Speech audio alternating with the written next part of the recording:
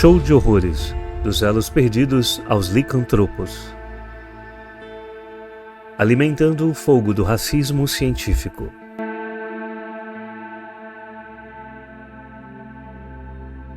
Por mais desagradável e sem sentido que possamos conceber a exploração de pessoas menos afortunadas como aberrações animalescas, toda esta indústria ajudou a propagar uma crença muito mais insidiosa, que ganhou força e se tornou mais normalizada na sociedade ocidental, crescendo até hoje. E este conceito é o do racismo científico.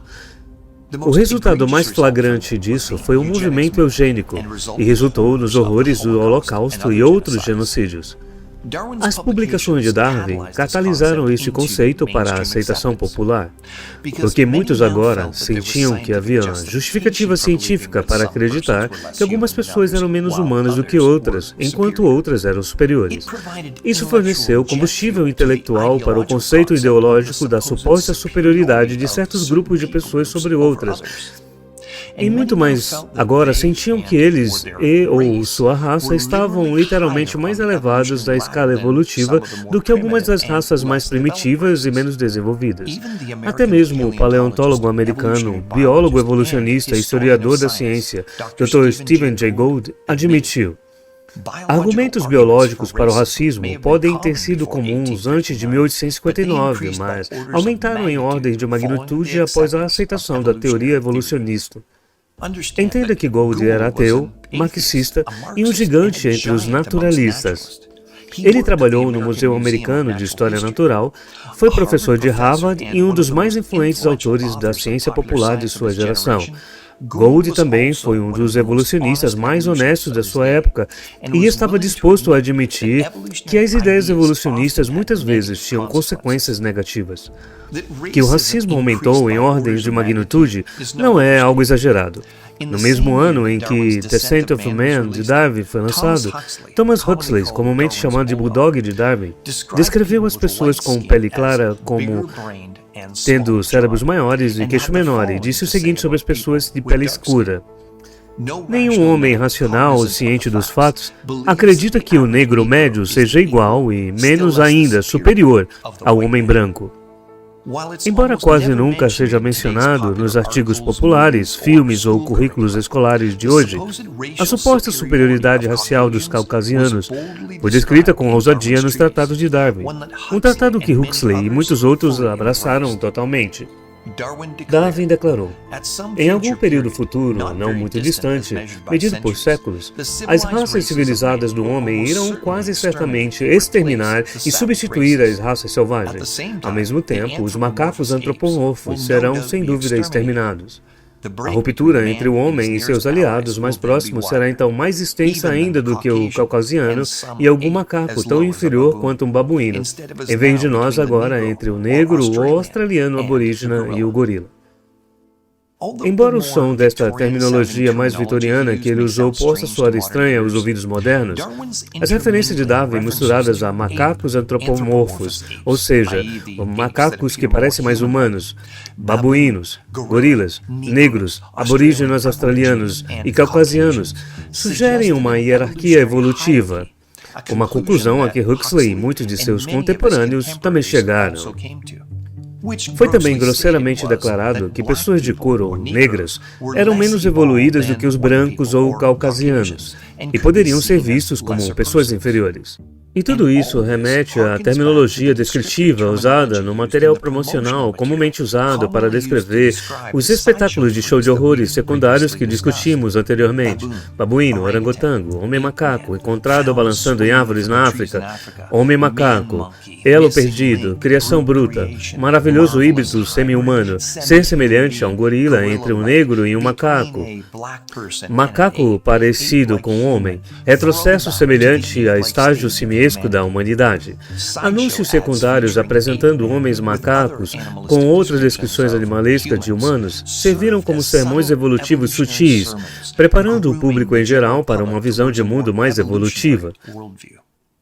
No entanto, depois que o trabalho de Darwin foi publicado, a sutileza, em grande parte, desapareceu. Na verdade, o crítico literário americano Leslie Aaron Fielder concluiu que Tal mitologia racista não desempenhou um papel determinante na percepção dos não-europeus pelos europeus até o triunfo da teoria da evolução orgânica contida na Origem das Espécies de Darwin em 1859 e sua extensão, por analogia, no início do desenvolvimento da antropologia. Embora carecendo de qualquer confirmação observacional verdadeira, a história da suposta evolução humana foi rapidamente promovida e codificada como ciência comprovada entre os principais círculos científicos do Ocidente, como um exame da literatura popular publicada consecutivamente confirma. Segue-se uma pequena amostra. Já em 1907, Scientific American descreveu os pigmeus desta forma. A aparência pessoal, características e traços dos pigmeus do Congo conclui que eles são pequenos macacos, criaturas élficas. Publicado apenas 7 anos depois, em 1914, o popular livro americano Biologia Cívica apresentou uma representação abertamente racista da humanidade numa suposta hierarquia evolutiva. Identificou 5 raças de homem: etíope, malaio, índio-americano, mongol, e finalmente o tipo mais evoluído de todos, os caucasianos, representados pelos habitantes brancos civilizados da Europa e da América. E em 1924, o New York Tribune apresentou os aborígenes australianos como elos perdidos, em uma manchete onde declaravam: parentes de homens da Idade da Pedra descobertos nas ilhas da Antártida, elos perdidos com a humanidade do amanhecer da história. Tais exemplos são numerosos demais para serem mencionados e podem ser rastreados ao longo do resto do século XX. Ideias racistas como estas proliferaram a propaganda nazista. Sob as leis de Jim Crow em todos os Estados Unidos, contribuíram para as iniciativas da segregação forçada no Canadá através do programa de escolas segregadas. E embora alguns digam que tal pensamento passou longe da sociedade moderna, exemplos de racismo científicos ainda são comuns e persistem. Reportagens descrevendo os torcedores fazendo gestos de macacos, gritando como macacos para jogadores de futebol de pele escura, por exemplo, ainda são muito comuns. Entendemos que tais ações são racistas. Mas qual é a verdadeira mensagem transmitida através do uso de sons de macaco ou do arremesso de bananas em alguém de pele escura? A resposta é literalmente ilustrada no diagrama popular e supostamente científico do macaco se tornando homem visto em livros didáticos, camisetas, salas de aula e xícaras de café. Quase sempre retratando macacos peludos e de pele escura se transformando em caucasianos, supostamente ao longo de milhões de anos. O que fornece um conceito visual simples, mais uma vez ilustrando que quanto menos melanina você tiver em sua pele, mais evoluído você é. Ou seja, pessoas mais escuras estão mais próximas dos macacos e são menos evoluídas. Portanto, os brancos são superiores aos negros. Que é exatamente a mesma mensagem racista do homem macaco retratado pelos rudes mercadores das feiras de show de horrores do passado.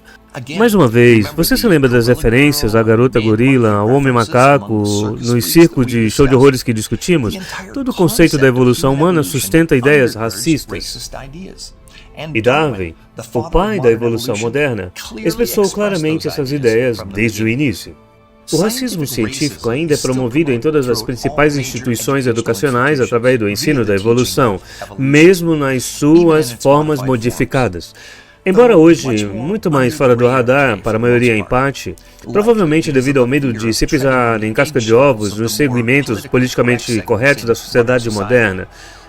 No entanto, para a grande vergonha do meu país natal, o Canadá, ainda em 1997, o professor Philip Rushton, da Western University, produzia um trabalho chamado Raça, Evolução e Comportamento, que reformularam abertamente essas visões.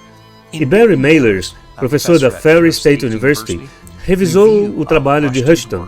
Ele relatou: os negros, de acordo com Rushton, têm cérebros menores, o que os torna menos inteligentes do que os brancos e os asiáticos.